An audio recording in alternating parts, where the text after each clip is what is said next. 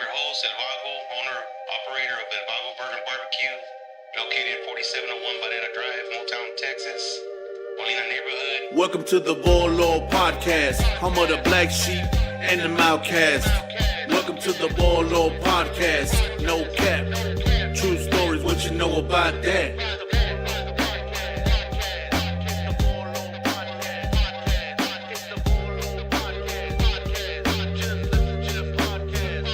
Welcome to the VOLO Podcast, home of the black sheep and the outcast. Welcome to the VOLO Podcast, no cap, true stories, what you know about that?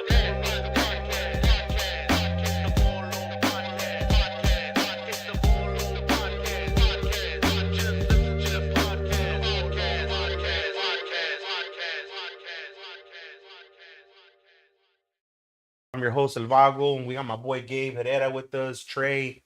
And today's guest is Jules Taylor, man. He's a really cool dude, man. You know, I've been trying to get you on here for a while, man. I've been missing in action for the past month, man. I just had a lot of things going on with the restaurant, and it's just been crazy, bro, man. How you been, man? Man, I thank you so much for having me. I'm doing really well, and I'm really happy to be here. Finally happy to meet you in person. Yeah. You know, other than like maybe seeing you through like a screen and saying, "Give me a pinche burger cup" or something. You know. So yeah, man. Yeah. How'd you hear about the restaurant? Man, you guys have some amazing social media going on, man. Yeah. Between your logo and the post of like the concoctions you're creating, dude.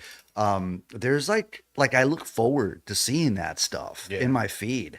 And so that's how I heard about it. Is I liked your page, and you had a few posts that were like funny, but also like, what is this guy cooking with all the hot Cheetos? I was like, son of a bitch, I got to get down there and try this stuff. Yeah. Dude. So yeah, like that's how I heard about it. That's how I met you, and I sent you a few messages, and I think I posted a picture and you responded or something Yes, too. sir. So I yeah, remember that. yeah. Yeah, man. Badass, man. So Yeah, where you dude. from, bro? So like I grew up in Lyford, Texas, man, which is in Willacy County, about 2 hours south of here. Nothing out there. It's all agriculture and prisons. Uh-huh. You know. That's Texas, man. Yeah, dude, it's wild. Like, I mean, not to fast forward, but I spent the last I moved back in 2022 from upstate New York, and so like coming back to Texas and with all this flat land with nothing but like prisons, refineries, and it's like, what the hell, dude? Like, I feel like in a way, it's like you dream about going back to Texas when you leave Texas, and then you get here and you're like, I was fucking dreaming about this place, dude. This fucking shit. Anyway, but sorry, I'm cursing a lot too already. So What's the first thing you ate when you came back to Texas? Yo, I drove from New York down here over the course of a few days, right? It took me like a week, and I stayed with some friends, and I got down here. I got to Saratoga, and I was like, I'm going to Palenque before I even hit the house, dude. So like I went and got the piratas, and which is like just tortilla with like fajitas, beans, and cheese, but they just don't make them like that elsewhere, dude. Yeah. I I heard New York has horrible Mexican food. It does, dude. It does. They give you the tacos on the little like aluminum zigzag tray thing. It's like how you know the tacos are gonna suck when they serve them on those things, right? More presentation. Yeah. But I'll tell you, dude, like there was one amazing restaurant in Saugerties, New York. It's about 15 miles west of Woodstock, the town of Woodstock. And this place, man, it's run by a couple of an immigrant couple that had 3 kids and sent them all to college, and one of them went to like culinary school. But that was the only place I could find anywhere near South Texas food. Yeah. The tacos de bistec were just like, wow, holy shit, tastes like home up there. Yeah. So I spent way too much money at that place, dude. The name escapes me. I'll remember the name of the place as we go along. But yeah, it's shout out to this little restaurant in Saugerties, New York, man. And when I was there, dude, like these people really liked me, dude. And I told you they were like an immigrant family, but they were kind enough. The woman that worked there was kind enough to tell me her story about having to emigrate and cross the river and pay coyotes and stuff like that. And that's one thing throughout my travels, living in other states and being away from this area for so long, it's close to about 20 years, is that I always found, man, like even when I worked as a waiter, like the people in the back of house were people that had stories that were like, yeah, we walked for 2 weeks to get here. Kind of shit like that, dude, like telling me about how they didn't have any water, had to just drink the rain, stuff like that. That's crazy. Yeah, and It's like getting to Nashville and sleeping for 3 days after that. And so, it's stuff like that I remember and I carry with me through all this stuff, man. Just coming back here, it's like this is like fuck, I was dreaming of this place, like before, but yeah. Yeah, man. So where you raised at? So I was raised until I was 18 in the Valley, and my mom, sometime in high school, bought a house in Corpus. So I grew up in the Rio Grande Valley and got out of there as soon as I graduated and moved to Corpus. And I was here till I was about 21. And when I was 21, I left. I went to school in Phoenix for about a year. And then I went to Nashville and ultimately ended up in New York before relocating back to Texas here. Yeah. Yeah. What'd you go to school for? I went to school in Arizona for audio engineering. It's a place called the Conservatory of Recording Arts and Sciences. And that place is like an audio engineering boot camp. Yeah. Like they throw you in, if you're late to class more than once, they just like eject you from the whole thing. Oh, no shit. Yeah. So like you got to show up. Yeah, I was like, do I have the discipline to do this, man? The only reason why I could even do it is I love this stuff. It's like it was what I was passionate about it. But yeah, it's like a 9-month program where it's like drinking from a fire hose. It's such an accelerated curricula that it kind of weeds out the people that can't hack it. And at the end of it, they just throw you into an internship, which was basically like, hey, we got you the spot. It's unpaid. It's in a city across, the whole damn country, and they want you there in a week. Yeah. So like I packed up everything the day I graduated and started driving to Nashville.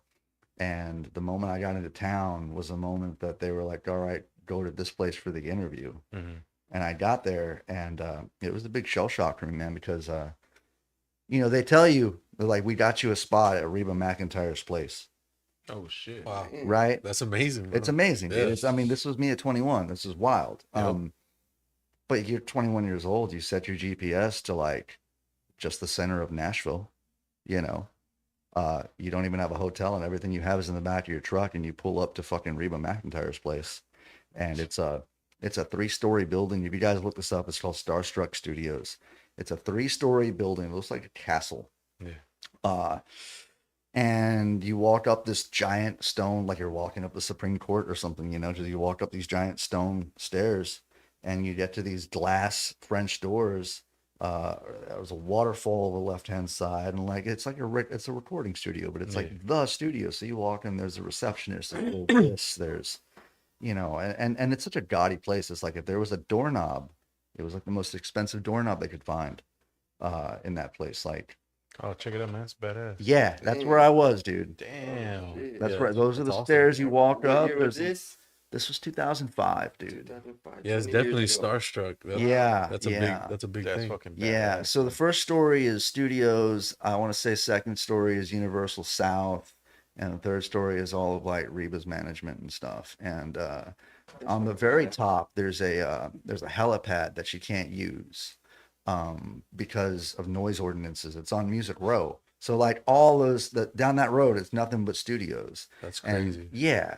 Nashville too. That's Nashville, legendary. dude. Yeah. So Home of country. Yeah. Yeah, so I hit there, man, and like I had everything I owned in my truck. They brought me in, and I remember the guy asked me, he was like, what experience do you have? Like he was really like digging into me, right? And he was like, what experience do you have? And I'm like, well, I've recorded some hip hop artists. And he's like, oh yeah? He's like, do you smoke weed with those hip hop artists? And I remember being like 21, I froze, man. I was like, and he was trying to laugh at me. He's like, what are you doing right now? I'm like, I'm interviewing. He's like, you want to wrap some cables? I'm like, yeah. And I worked for like 6 hours that day. I hadn't had a motel, nothing like that, man.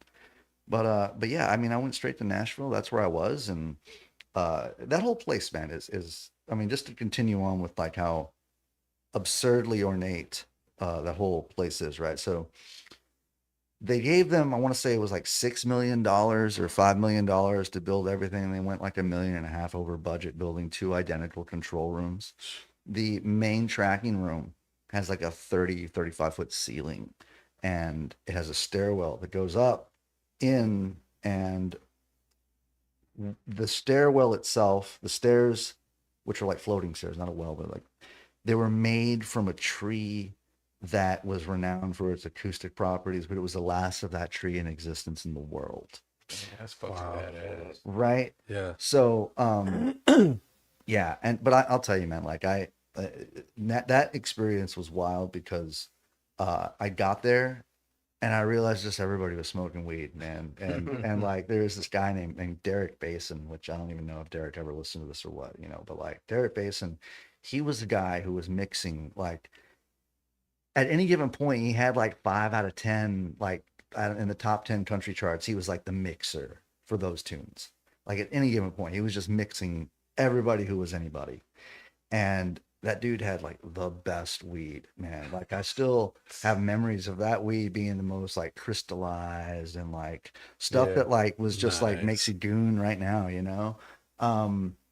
Yeah, and I just would get so fucking high in the cable closets, and then I go listen to him mix. And so a lot of like my skill set and stuff that I do, the standards in my own mind were set by, some of the projects that I happened to be around at that time. I had just missed when I arrived, I had just missed the end of Carrie Underwood's first project. And so like that whole Jesus Take the Wheel thing, like they gave that CD at the time for me to deliver to mastering, so like stuff like that happened. There was a George Strait Christmas album that I had to help with. And there's, a lot of these credits, like you won't find these credits with my name, and you say like this guy's name dropping or whatever, but I was there for close to a year in that building, and that's what I did. And so you get to meet any famous people there? I was about to say, you can just imagine the talent that goes through that building. Yeah, dude. Like at the time, American Idol had a contract with them where the winners went through there. And so like Kelly Clarkson, I want to say came through. There was a guy who was runner up named Bo Bice, whose album I helped with, Ronnie Millsap, which is a classic country artist. His My Life album had, like the Nashville sort of wrecking crew of session players with it, so there was like Tony Brown was there. He used to be like a keyboard player for Elvis, and Paul Franklin of Franklin Steel Guitars. Brett Mason, who's like the country picker who plays on everybody's records. So like there were some famous people, but like the real sort of, I felt like the real opportunity was to meet these more obscure names that were just people that had played on countless records. I mean, how often do you get a chance to be in a room with a guy who played keyboards with Elvis, who bought the song Easy Come Girl, Easy Go for George Strait from Dean Dillon. Legendary stuff. Like shit like that, dude. Yeah. And so like, if anything, it was like, I mean, being in Nashville, it was a wild experience to have your first Nashville experience be that. And then when you leave there, it's like, well, what do I do now? Like, was that like the peak of how do I top that? Where do I go from here? So, I just like I did what any like 23-year-old would have done, and I just like started trying to accumulate equipment. Like work to buy mics and gear and all that stuff. Because, for a long time at Starstruck, I wasn't being paid, man. Like part of the entertainment industry has this ruthless process of interning where that's like expected of you. Like you can't use you. Yeah, that you can't get anywhere unless you go and basically work as like an indentured servant, like an apprentice. You gotta pay your dues first. Yeah. And so pay your dues, sure, but like have a kid move to another state in a major city and work for 9 months uncompensated, and while you're sending them out to get food for everybody and all that stuff, it's like it's just a brutal part of the industry. And I don't wish that on anybody, because I lost a lot of weight working there. I was gaunt. I'll tell you a story, man. So when I was working there, it was my job to bring in donuts and Panera bagels every day. So every damn day with a company credit card or from Reba McEntire that says Reba Studio on it, not even Star, just Reba Studio, right? I would go to Panera and I would go to Starbucks and Krispy Kreme and bring that stuff in every morning. Didn't matter if I was like at studio till 4 a.m., 8 a.m. next morning there with all that stuff. So I didn't have a whole lot of money though. I'm not even getting paid. I'm living in a major city without, I'm like, student loans are spent, like hard times, dude. How are you getting money at the time? I wasn't, man. I had to take out another loan. Like it was another loan on top of that to complete this, which was part of the school. Otherwise, what's the point? Not even completing the whole program, Yeah. So now I am, I would say that like my folks, I was privileged enough to where they qualified for loans and, and so I was at least privileged to that end, but I think it's a real class barrier towards anyone wanting to do this for a living, that, you can't just expect people to do this, but only people that can become eligible to like take that experience with them, but while I was working there, I was living off those bagels and Krispy Kreme and stuff, man. Do you still eat them to this day? No. Dude, I haven't had a Krispy Kreme since. I haven't had a Panera bagel since. There ain't even Paneras down here, dude. It's just like overpriced hospital food anyway. But at the end of the day, I would throw the stuff out, man, and I just throw it into the big dumpster and walk back into the loading dock, and that was that. And after a week or two of doing this, I went out there one day and I threw this bag of trash in the dumpster, and the dumpster yelled back at me. There was a dude in there. And I'm like, oh shit, I'm sorry, brother. I didn't mean to, And he's like, hey, are you the guy throwing away these bagels and donuts? I'm like, yeah. He's like, my name is Todd. They call me Dumpster Todd around this place. And I was like, okay. Hey, Dumpster Todd, how you doing, man? My name is Jules. He's like, would you mind setting those bagels off to the side for me? I was like, you know what, man? I will set those off to the side for you every night at 8 p.m. I'll make sure to eat, get my fill, bring your stuff. So I did this as long as I was there. And when I left, I don't know what happened to Dumpster Todd at that point or whatever, I hate even referring to a Dumpster Todd, but that's what he told me at the time. But, it just, you made this advertisement for this podcast episode a few weeks ago, right? And it would use a song called Halfway Home behind it. But I wrote that song about Dumpster Todd because I realized I had more in common with that dude than I did with anybody in the building, really. No shit. Really? Like that's what taught me about, class and being working class and understanding that like humble, like it's like definitely. a simple reversal of fortune or something that I had no chance to even affect, right? That was beyond my control before I even got here. Yeah, no bias. Could have been, our position should have been switched. And even if they weren't switched, it's like how much closer to poverty and precarity and the streets was I at that point anyway? Mm-hmm. So yeah, like that's Nashville, man. You turn off at Demonbreun Avenue, there's always a person there. You get over towards Music Road, there's homeless people there. And it's like I'm going into this room that's like gaudy with this stairwell that's made out of the last tree known in existence. I mean, the financial disparity, the wealth disparity there. I mean, I don't know if people just don't take notice of that or if they just, but it was something that I ultimately wrote about. It affects me, man, like for the same reason that, living in Nashville, working at an Olive Garden for a while, waiting tables or something. The guys that are telling me that they walked in, for 14 days in the rain or whatever, the guys that are telling me that stuff, it's like, man, how much further am I really from you guys? Like this is not, I just don't understand like people that, I don't know, look and think of some sort of superiority based on stuff that they had no effect on, like how our lots in life are unevenly distributed through just something we have no effect in is something I spend a great deal of time thinking about. So. Yeah, that's crazy, man. That's badass. Did you ever get to meet Reba? I never met Reba, dude. No. Was she ever there?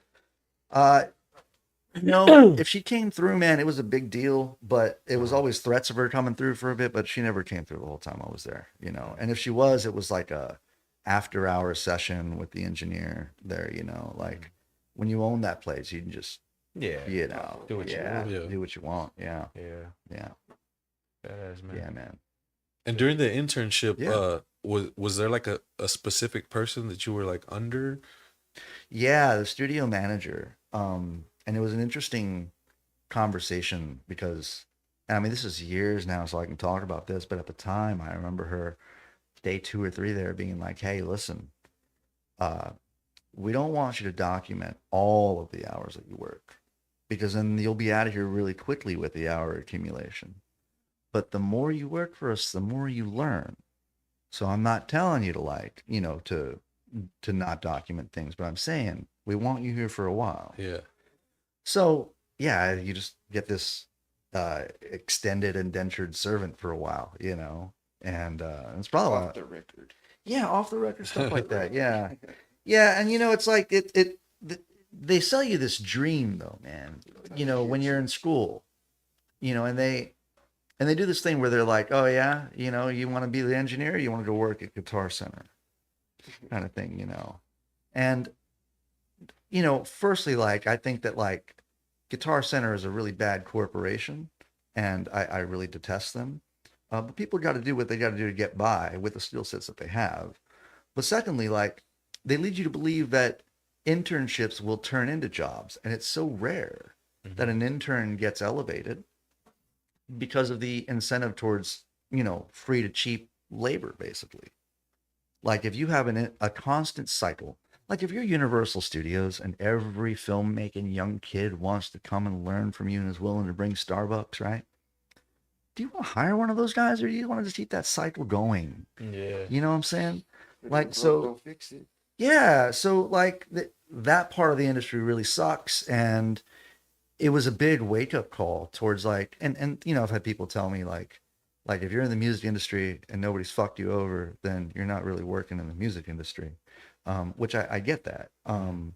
It's like there's like a Hunter S. Thompson quote about how the music industry is a long, dark, narrow hallway where pimps and thieves run free and good men die like dogs. And there is also a negative side. Yeah. That's what he says, But was it beneficial for you though?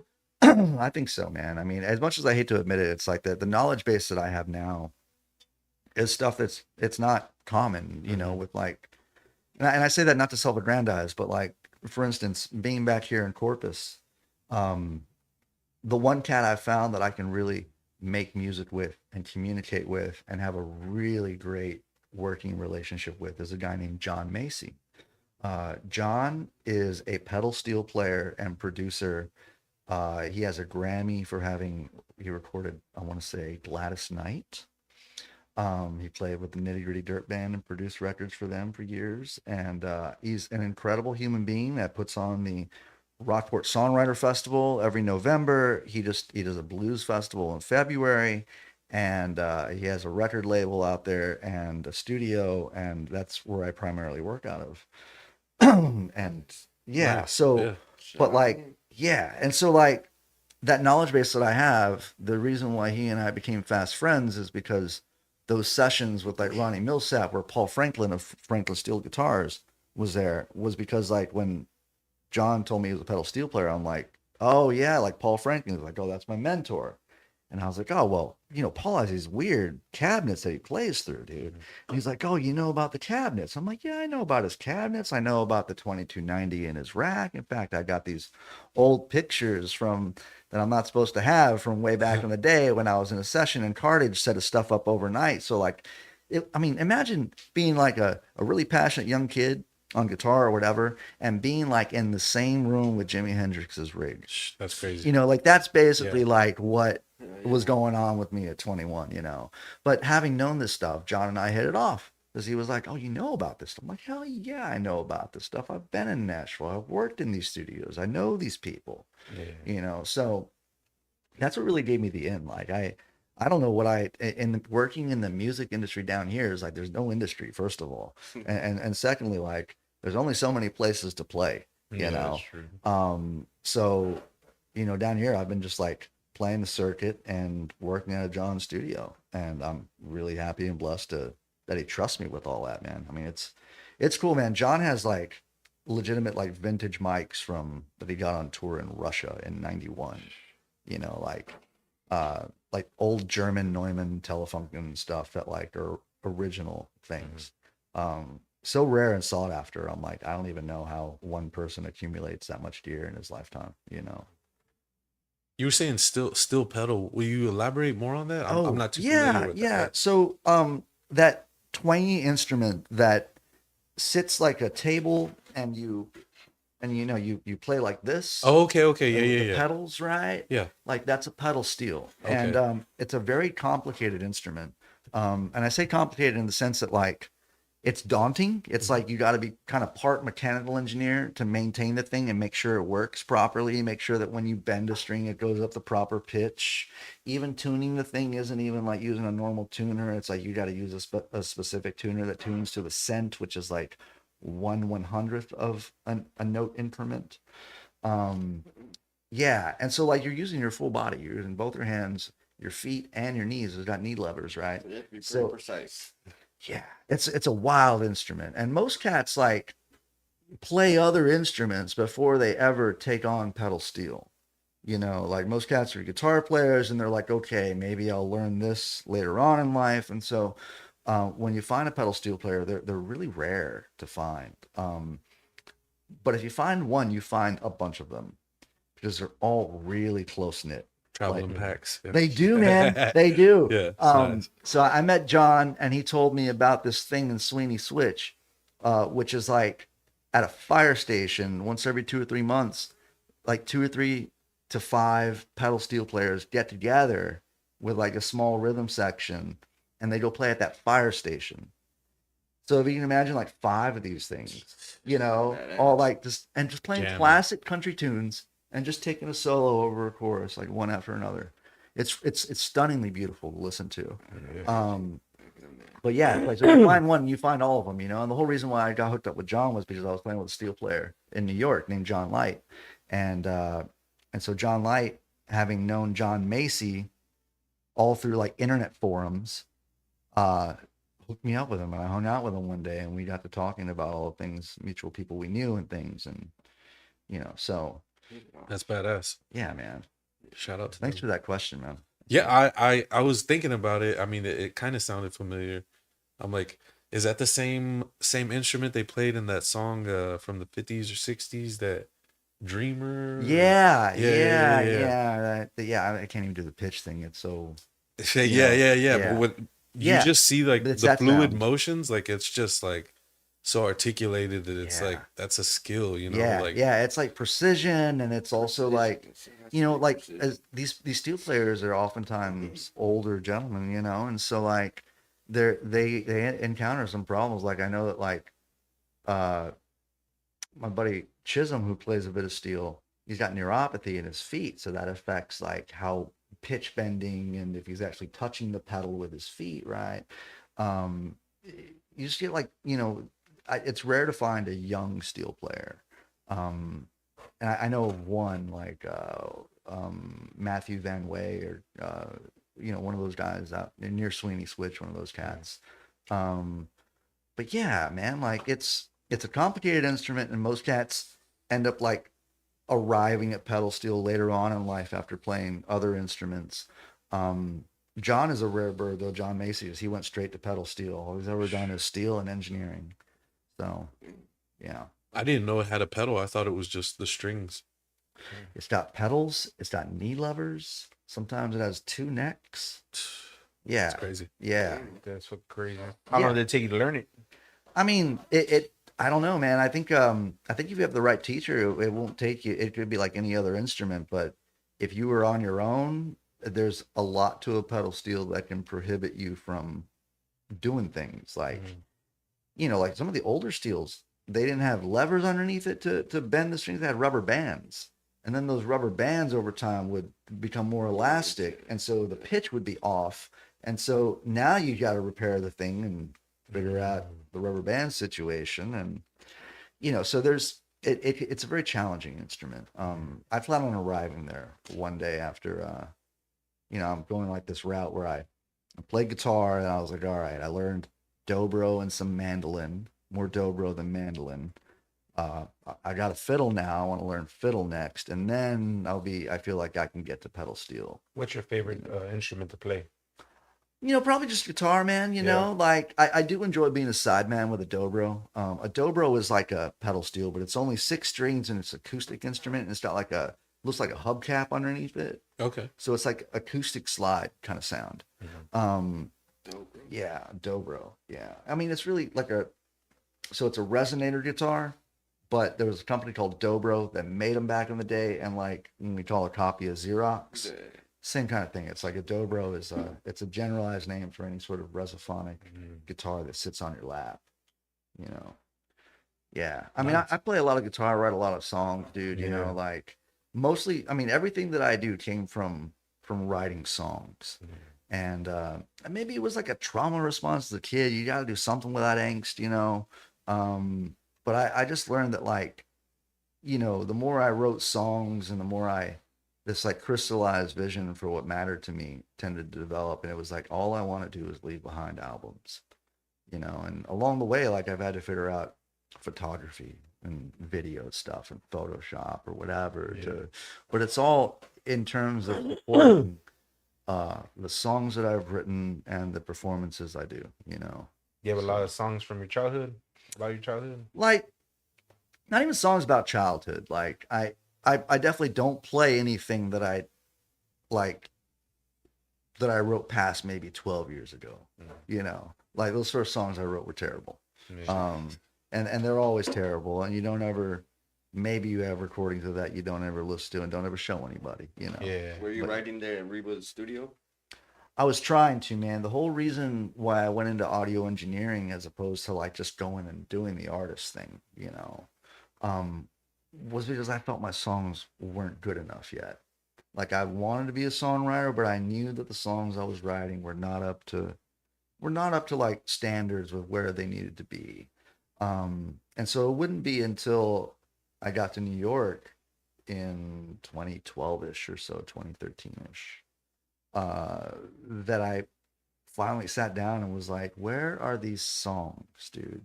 Like, where are these? It's like, I had a moment where I was like looking around my apartment and I was like, you worked on everybody else's record, dude. Like I was with this chick for years. Her record never came out, but we were always working on her material too, So it's like, at that point I was like, are you a collector or are you an artist? It was like kind of a woodshed moment that was like, are you going to do something and make your own albums? Because where are these songs that are supposed to propel your career? What are these songs? What would they sound like if you did write them?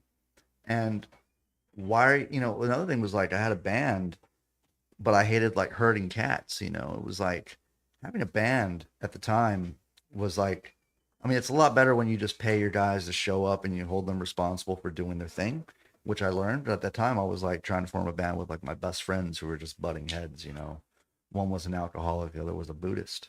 Like, so it was like really, I mean, I've never seen a Buddhist get so fucking angry. In that band, it was wild watching a Buddhist almost come to blows with my bass player, right? But like, but I was like, why? I was like, are you too much of a pussy to like go stand on a stage by yourself? I was like, does that scare you? I'm asking myself these questions, And the truth was, it did. It really scared. Actually, with a band, it would take me a lot of like Johnny Walker before I could ever get on stage, and I wouldn't perform very well because I'd be shit-faced, man. So that's a lot of pressure. It's a lot of pressure, dude. It's a lot of pressure, and I wasn't dealing well with it for a long time, man. I did a lot of drinking, and I was in 2020 I gave alcohol up completely. Yeah. And but prior to that, man, it was like, I remember I was at a gig once and I had already like gone to doing the solo thing, and I heard the bartender say something like she was talking to somebody who was there for the show, and they were like, oh, I really like Jules Taylor, he sounds great. And the bartender was like, oh yeah, wait till the second set when he's shit-faced. And I was like, oh fuck, man, like I'm messing up here, dude. So, but yeah, I always have to do the thing that scares me, man. Like these days, what scares me is releasing imperfect albums. Because when you go into a studio, you can be so hyper critical of everything that you could have a stiff and vibeless perfect thing. But perfection is it's the enemy of completion, and it's also like when you listen to records, it's that human feel that like makes the album listenable and memorable and replayable. So at the time, what scared me then was like holding my own on a stage, and I was like, okay, you got to do this until you're not afraid of it. Do this so you don't have to drink doing it, and do this until you feel absolutely comfortable holding the stage by yourself.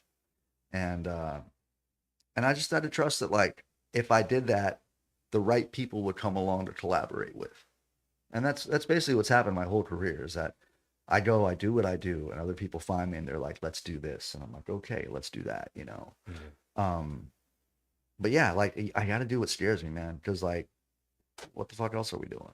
Yeah. You know, like what else is a challenge? You got to overcome that fear. Yeah. Yeah, Yeah, get out of man. your And I comfort mean, so going back to like, I'll just go right back to the beginning again, man. Like you asked where I grew up and stuff, but if I can go back further to that, dude, I didn't meet my real dad till I was like, I met him one day when I was 17 or something, but I didn't meet him until I was 35. And it wasn't until I was like 28 that I heard the whole story. But part of like my friends tell me, they're like, you're a fucking psychopath for fucking 18 years old, moving to Phoenix to go to school, and then moving to another state to like go to a job that was unpaid and go out and do the things you've done, you know. You gotta chase your dreams. And chase bro. your dreams, You right? have to, man. But the other side is that my biological dad is a crazy son of a bitch, bro. Like he's like, my biological dad is a guy whose rap is like really long. Like when my mother was pregnant, he shot himself in the stomach with a 22 rifle. Ooh, You know, like Wow. that's he's a dirty gun to get shot in the stomach with, man. Probably belly busters. yeah, it's wild, dude. So so the doctor said he shouldn't even walk again, and the story was that I've heard from him was that like the first time he held me, they had a colostomy bag on as he was in a coma for a few months after that. Doctor said he should never walk again, but he walks now. He's you know, he didn't lose his ability to walk. When he and I hung out again for a few days when I was 35, like I'm 41 now, but when I was 35, he got some sort of really bad indigestion, and I had to take him to the hospital while he was visiting me, and they did x-rays on his stomach, and he's like, oh yeah, you can still see the staples in there. I'm missing 14 feet of intestine from, you know, yeah. So, but yeah, man, I mean, he's a guy who was on disability for being bipolar for a while, and throughout his life, he constantly self-medicated through alcohol, which led to all sorts of rap sheets, dude, all sorts of shit on his record, like several DUIs, moving to different states to evade that stuff. And he's been like clear of all that for about 17 years now, and he goes on and off the wagon, not drinking and things, you know. But it only made sense to me later on in life when I was like, that's why like I can pursue this shit with like the passion that I have, is because like half of my genetics is this crazy dude that like, you know. Oh man, Same blood. Trust me, I know where you're coming from with that, man. Yeah. Yeah. And so, how was your life with your mom? You know, man, my mom, you know, bless her heart, she just passed away in June. Sorry to hear that, bro. Yeah, thank you. You know, I love my mom. It was she was like simultaneously like the most supportive and loving thing, but also like maybe the source of like a lot of my internal issues, I suppose, you know. It's like she is the one who inspired me to read. She was an English teacher. She was my 7th grade English teacher. And she was also the one that kind of taught me like a little bit of like streets shit too. She'd be like, what do you, like end of the school year, she'd be like, you're missing like 4 textbooks. Like, come with me. You know, she was a teacher. So she like, hey, how you doing? Walk into like the office, and she'd be like, stick this social study book underneath your shirt, you know, and take that with you. We're not paying for these out of date textbooks, you know? So my mom was great, dude. And my mom, that's the whole reason why I moved back in 2022. because when you have to leave where you're from to find out who you are, the more years you spend away, the higher the sort of, you know, the higher the cost that is, right? So like growing up, I spent a lot of time with my grandparents, my mother's parents, and thought of them more as a mother and father really than other guardians, man. But I was living in Nashville in 2009 when my grandmother passed away, and I had a great deal of remorse of not being Here. with her more. Yeah. So 2018, my grandfather starts to fade away, and I make it down there to see him one last time, but he's not even conscious for me to speak to him, you know. And so when I started to understand the severity of my mother's sickness and condition and things, I basically like I rented a car, threw everything I could in there, and drove across the country. Stopped at Palenque, you know, and went home, man. But yeah, that's why I came down here, man, because you know when COVID hit, like all the other musicians, man, like I was out of festival dates and all this stuff was cut, and then it didn't feel right to like pick up a guitar and play at that point with people dying and shit, you know, like a whole other thing was like when I was in New York 3 months before COVID hit, I just started working for a nursing home, and so when COVID hit, I got exposed to COVID, and they fired me for quarantining, and I had to stay in quarantine for like 2 weeks, you know, to like make sure I was okay, not infecting people around me. So here's COVID, everything's split. I got no music career going on now because everything's canceled. It doesn't feel right to pick up a guitar. So it's like, what do I do?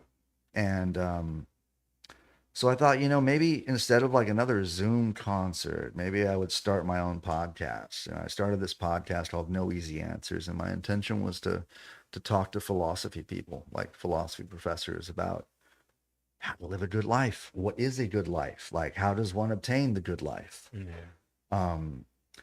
And I started reading these books by Professor Todd May, and he wrote like several different books, but the ones that I wrote, there were these small little footprint-less books that were easy to absorb. One was called A Meaningful Life, one was called A Decent Life, and the other was called A Fragile Life. And he wrote a whole other book on death. He just called Death too. But what I discovered out of reading those books and really asking these tough questions of like, where is the meaningfulness? I was like, there's nothing more meaningful I could do than to go home and spend some time with my mom before, you know, she's gone. And so I left a long-term relationship. I left a job running sound in Woodstock. Like at the time, I was doing all the booking and all the sound for a club right in the heart of Woodstock, which was great because I was in the middle of a whole musical community there. I was doing things I was passionate about, and life was really good. But I had to come back, you know. So Can't replace your mom. you can't replace your mom, dude, you know. So I came down here, and you know, it's weird, man. Just like you step into a situation where, you know, my mom might have been on her way out, her health fading and things, but the people around her they were so in that situation that they couldn't really see like that it was actually happening, you know, like, you know, I'd say, Mom, you're dying. And, you know, my stepdad would be like, no, she's not, we're going to da da da da, you know. And my mom would be like, yeah, and they both expect her to pull through. You know, my sister's a nurse and expect her to pull through. But I think just fresh eyes was like, no, this is bad. Yeah. This is happening and this is bad. And, you know, so the last couple of years, man, 2024 was an awful fucking year for me, man. I mean, I had I wrote some good songs and I had some good career success. I produced a couple albums. I, you know, really I got some big projects in terms of like videography and photography, other things that I do. So it wasn't all terrible, but like, you know, my mom dying in June was awful, right? I had an ex-girlfriend who died in February of last year too, which hit me really hard. And so like this concept of like death, man, is like something that I guess a big detail that I overlooked here is that my stepdad, who was my mom's husband, was a Nueces County medical investigator for this for like 25 years or so here in this county. So like there was never a time when death itself wasn't like just commonplace in conversation. Um, Death occupies a pretty big footprint in my mind, you know.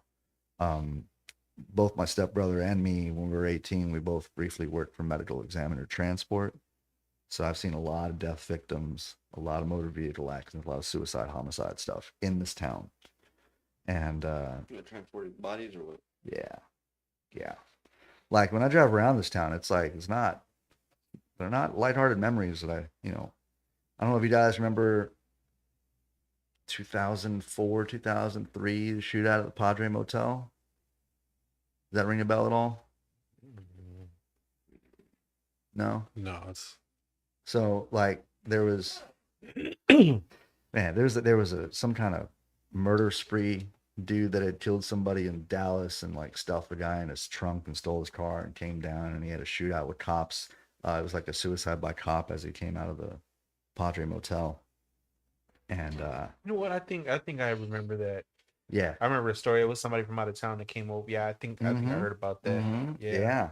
So that dude, the article was hilarious, man. And I say that because like the write up in the Caller Times, they noted that they had 12 officers there that had like assault rifles on them that fired in 3-round bursts, and 36 shots were fired, which means 1 shot per cop, and the shot that killed the guy was self-inflicted as he ran out. Like he basically ran out with like a 5-shooter or something, and like fired a few shots out. Every cop missed him, then he just shot himself in the head. Yeah. Wow. Damn, that's You know, crazy. Yeah, but I mean, I had to transport him and the other guy out of the trunk, dude. You know, like shit like that. Accidents on Saratoga. Like, yeah. So anyway, so like I came back home, man, and being a guy that's been around a lot of death, I expected my family to kind of assess the situation a bit more objectively, which I can say that they probably didn't at this point, you know. Yeah.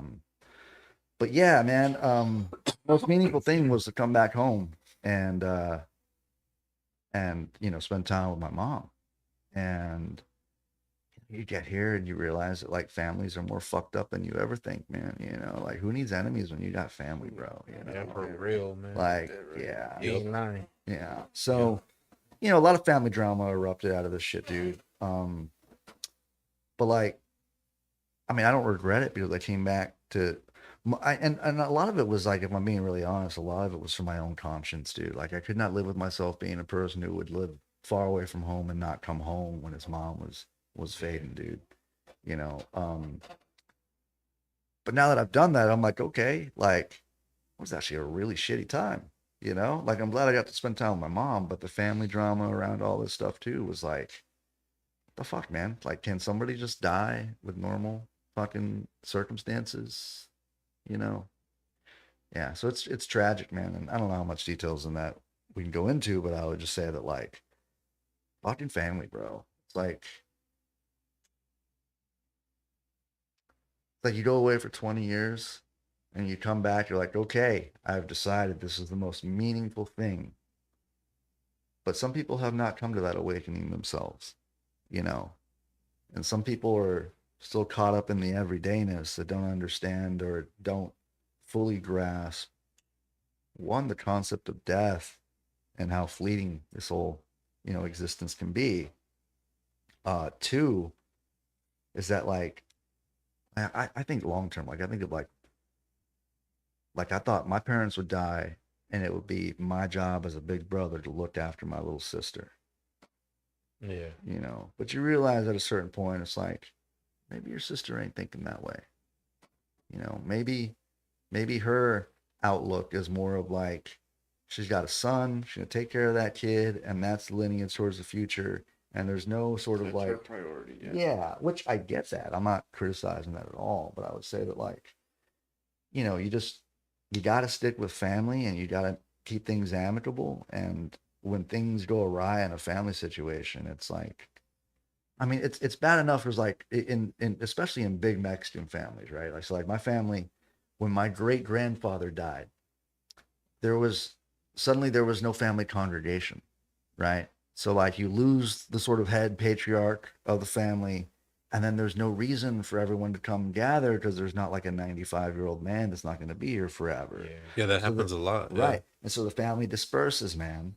And then the next in line, you know, it's always a foreshadowing to me. It's like, what happens when the next guy dies down? Now you don't even get your mom and your sister or your aunts coming together at that point, you know. Whereas like your cousins and extended family all came together. Now you don't see them, and then when the head of another part of your family dies, then that family disperses, and Slowly gets smaller and smaller. it just gets smaller and smaller, you know. I think a lot of family values have just died, like traditions of, you know what I mean? Like, Yeah, same thing with my family, man. You know, like Christmas and like, you know, certain Thanksgiving, like Not as all common, the yeah, not family common got no together. more. You know what I Yeah. mean? yeah, When my grandpa and grandma passed away, like it just it fizzles, dude. nobody even talks to each other, man. Everybody hates each other. Like, Yeah. you know, I live far away from my family, whatever. Mhm. And I kind of like it like that. You Right, know what I mean? right.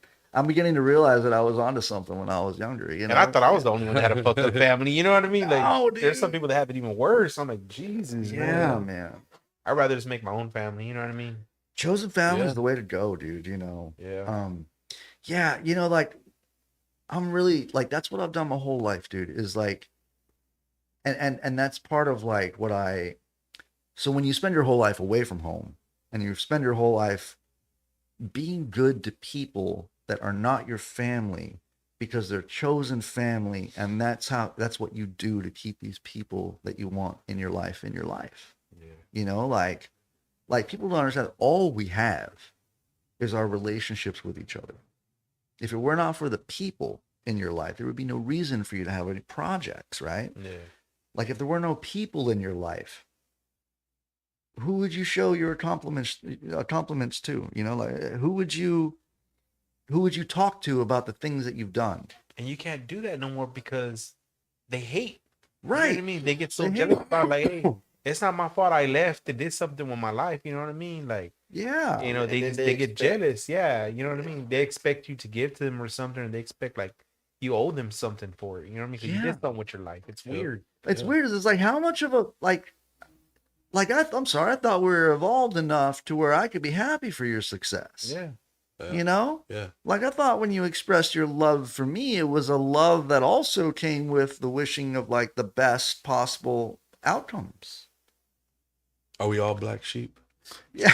I'm the black sheep of Yeah. I am too. We Bad. all are. Yeah. Well, you know, man, being the black sheep to me, man, is like, sorry, I got a fucking life. Like I do things that are unique to me that I found out in can the make you world on happy. my own. It's to not make only me that. I happy. think it's Yeah. because we're all black sheeps are usually like the visionary of the family. Mm-hmm. We're the Yeah. ones to break the family The curse. truth We're tellers, the, bro. We're go the off odd path. one. Yeah, Yeah. you know what I mean? Yeah. Because when I go back and see my family, sometimes like it's weird, bro. Like their mentality is like of the same, just that town that they're in, Yeah. what they do and what everybody does in that town. It's weird talking to them. You know what I mean? Yeah. Like Mhm. I'm not trying to say I'm better than them. I'm just saying that like I evolved from that way of living, and it's like they stayed there, didn't advance in life or evolved into anything, and they hate you for it. Right. You know what I mean? Right. Mhm. Like they hate you for it. It's fucking weird, you know? You're all excited, hey, you know, I'm here to see my family, and then you start, you know what I mean, getting the Yeah. cold shoulder and like the attitudes and just like they barely want to talk to you, and you're there and happy, you know what I mean, to see everybody, and it's like you're nobody, you know? Yeah, man. It's that's I don't know, I guess it's the way it is, you know? Yeah. No, it's fucked up because it's like, you know, so much of the past is like your family members that don't want to like you will always seem to recognize the version of you that they had the most power over. Yeah. Like they don't recognize years of change. They don't recognize maturity. They don't recognize experience. It's like, oh, it's this dude again. You know, Yeah. like it's like that same, and it puts you back in like that infantized position in a way. It's like you yourself, you're like, oh fuck, I guess I haven't evolved. I haven't lived a whole life. I guess this is who I am right now. Yeah. And so like it's really terrible, dude, that uh like just case in point as well, like when my mother got sick, man. So okay, so what happened was I came down to visit in 2020, and about a week after I got here, my mother's kidneys failed. So then she was in the hospital, and she got back out of the hospital, but was told she's going to be on dialysis. And it was like September, and she was still teaching at the time. So when I say that, like, the family did not assess the situation objectively, I mean that my mother was so frail that when she drove to work, she would have to lift her leg to put it from the brake on the gas or on the gas on the brake. She would lift it with her arm, allowing her to drive doing these things. Damn, that's crazy. Right? It's like neglect in a way. Yeah. And so I went back to New York because I had to. And I got up there and I had this like sort of crisis moment where I was like, I need to help my family and I'm not there.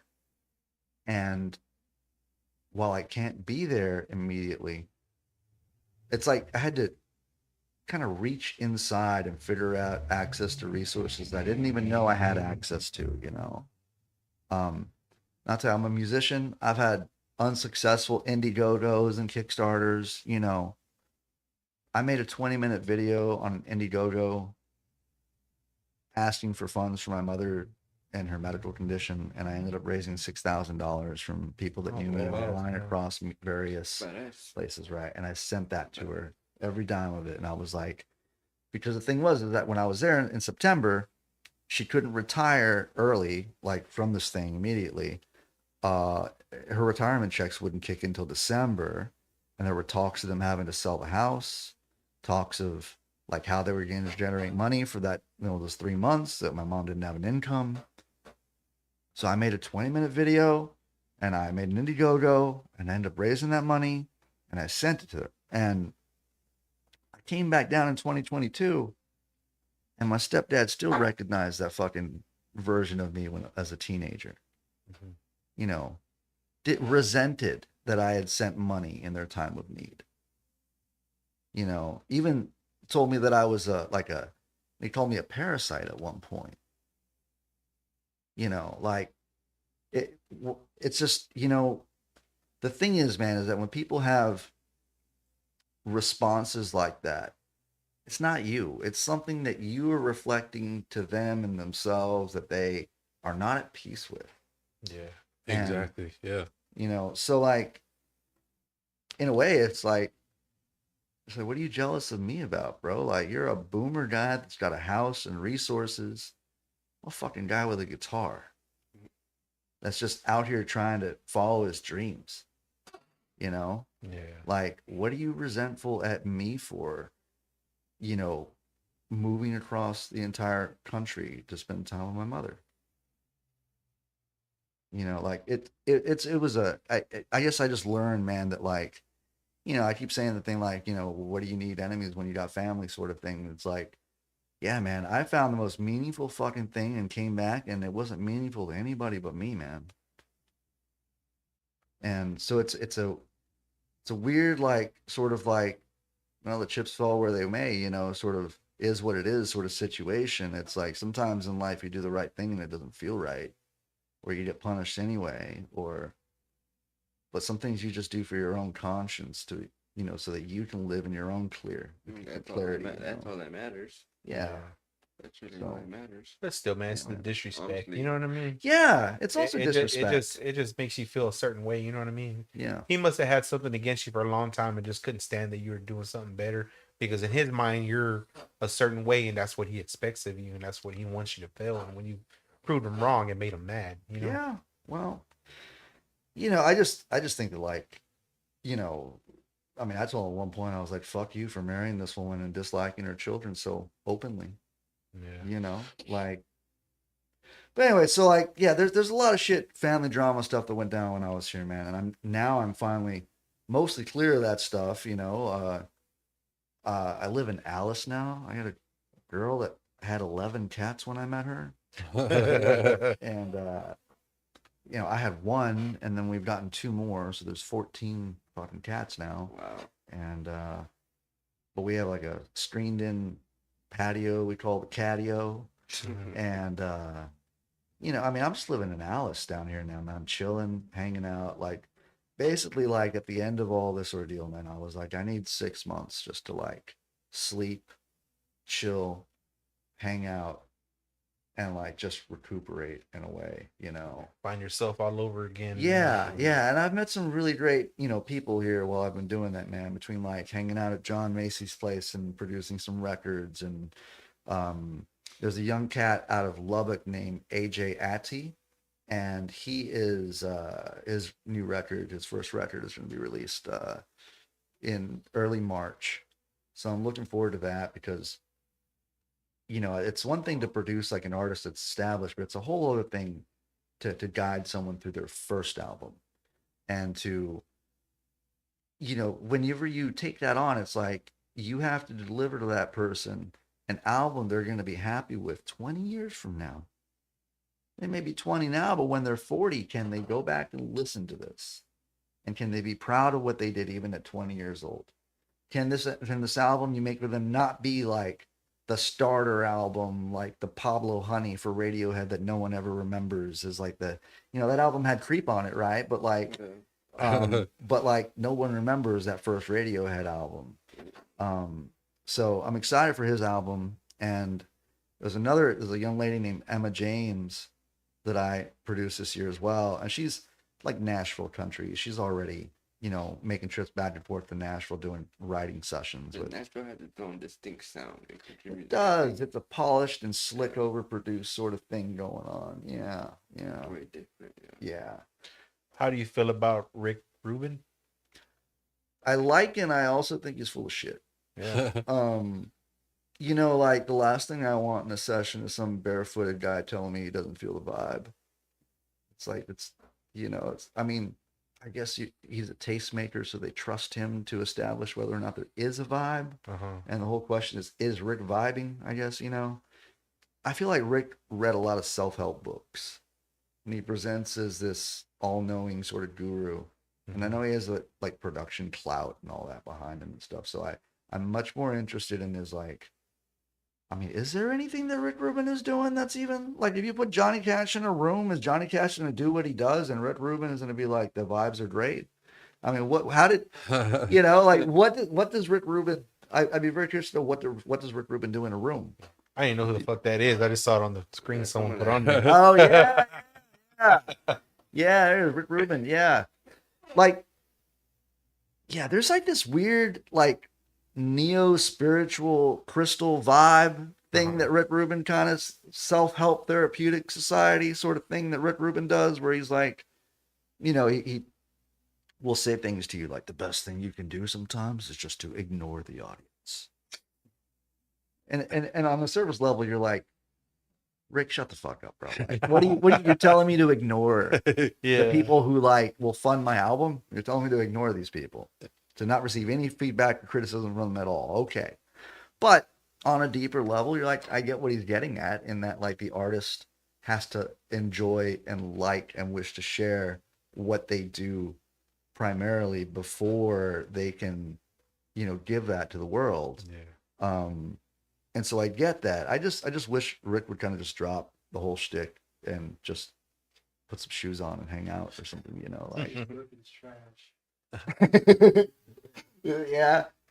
If you want to read like good shit that like the books I mentioned about Todd May, right? A Good Life, or A Decent Life, A Fragile Life. Meaningful life. Yeah, Decent Life, A Fragile Life, A Significant Life. Those books, they may have guided me towards going home and finding there was a lack of meaning there or something, right? But the premises are still really good, though, man.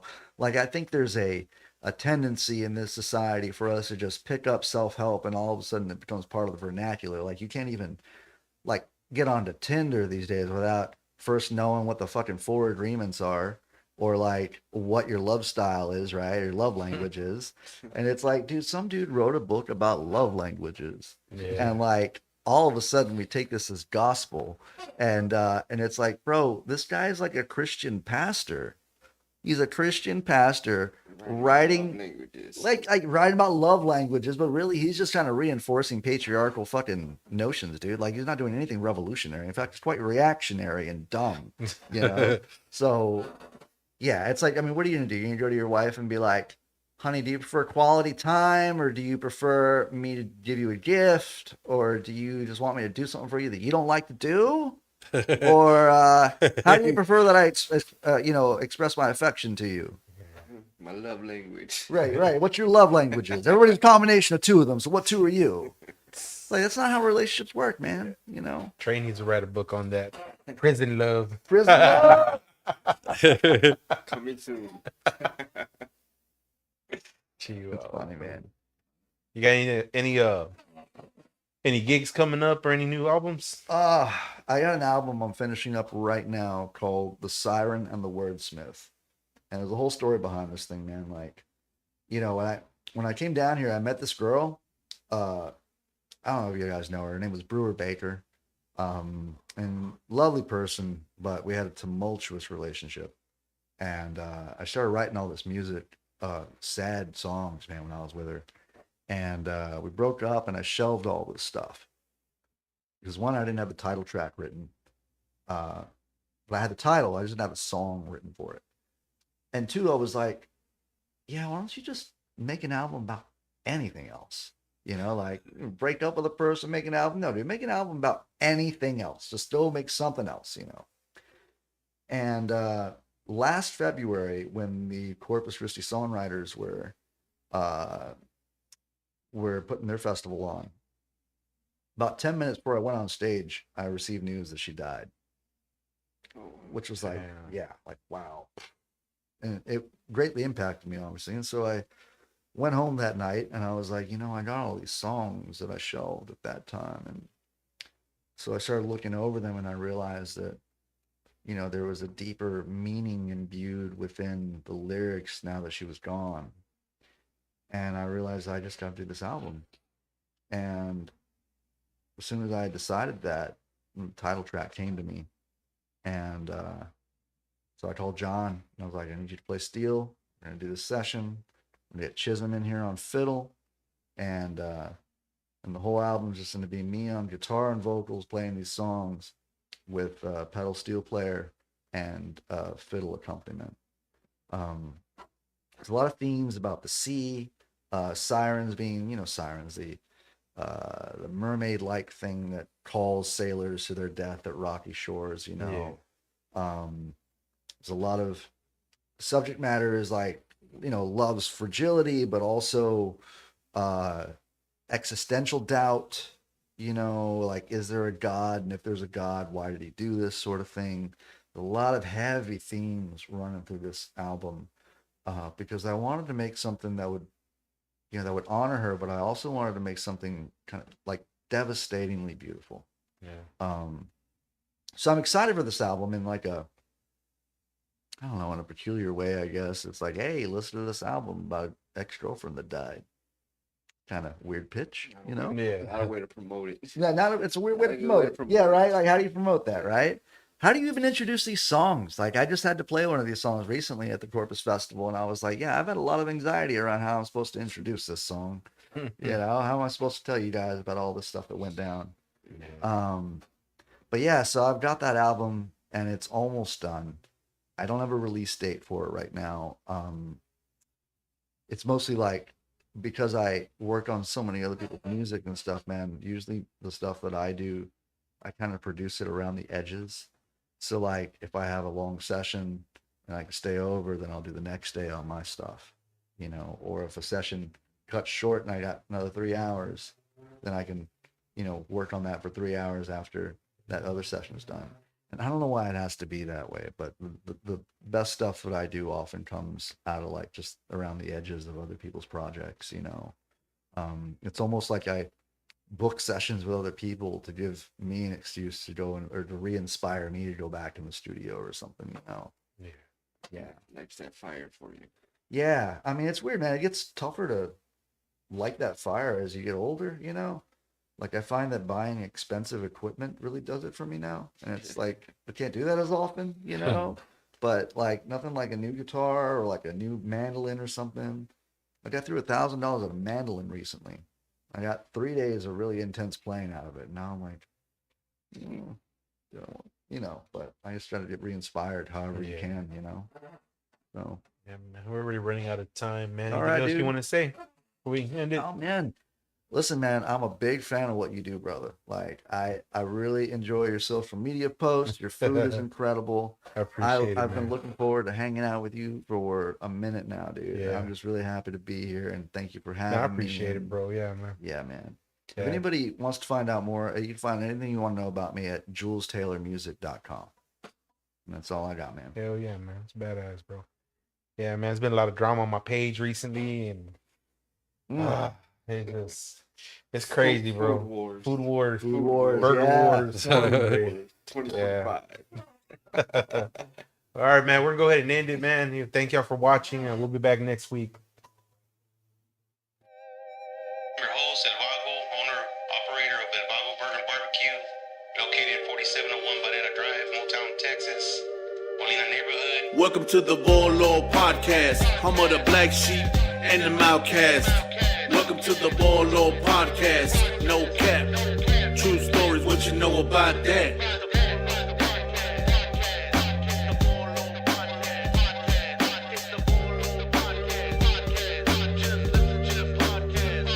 Welcome to the VOLO Podcast, home of the black sheep and the outcast. Welcome to the VOLO Podcast, no cap, true stories, what you know about that?